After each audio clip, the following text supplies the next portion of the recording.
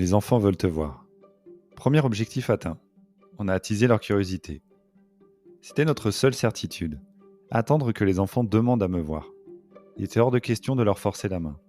Ça aurait pu être long, d'autant que le plus jeune des deux n'avait même pas 2 ans au début de notre relation. Autant dire que tout reposait sur la curiosité de sa sœur de 7 ans. Pour susciter l'intérêt, il se peut que leur mère ait parlé d'un collègue de travail qui l'a aidé à déplacer un meuble, à installer de nouveaux rideaux. Ce collègue, dont il commence à retenir le prénom, s'avère être devenu son chéri, confidence d'une mère à sa fille lors de la Saint-Valentin. Et en bonne porte-parole de son frère, la fillette a fini par réclamer. « Mais maman, on veut le voir ton chéri !» Cette phrase qui donne le sentiment d'être dans le bon tempo, d'avoir laissé aux enfants le temps d'assimiler que papa et maman n'allaient plus être amoureux et ne vivraient plus ensemble. Le temps aussi de comprendre qu'une nouvelle personne allait faire son apparition dans leur nouveau quotidien, à peine rodé. On a eu le temps d'imaginer la rencontre idéale. Maman se promène avec les enfants et, oh surprise, elle croise son nouveau chéri. Ou bien quelque chose de plus officiel, de plus solennel. On a opté pour la solution simple, venir les rejoindre chez eux.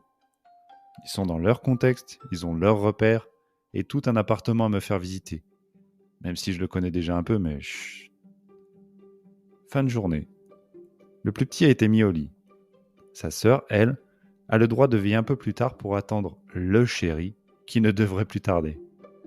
D'ailleurs, il en est où le chéri ? Il te fait pas le fier. Il monte l'escalier, fébrilement, partagé entre l'excitation de les rencontrer, l'appréhension de ne pas leur plaire et le sentiment qu'après avoir poussé cette porte, rien ne sera plus jamais pareil. Ces vieux escaliers sont bruyants. Je suis sûrement repéré, alors je continue.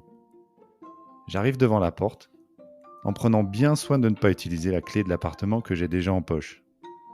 Je prends une grande inspiration et j'essaie d'arborer mon plus beau sourire.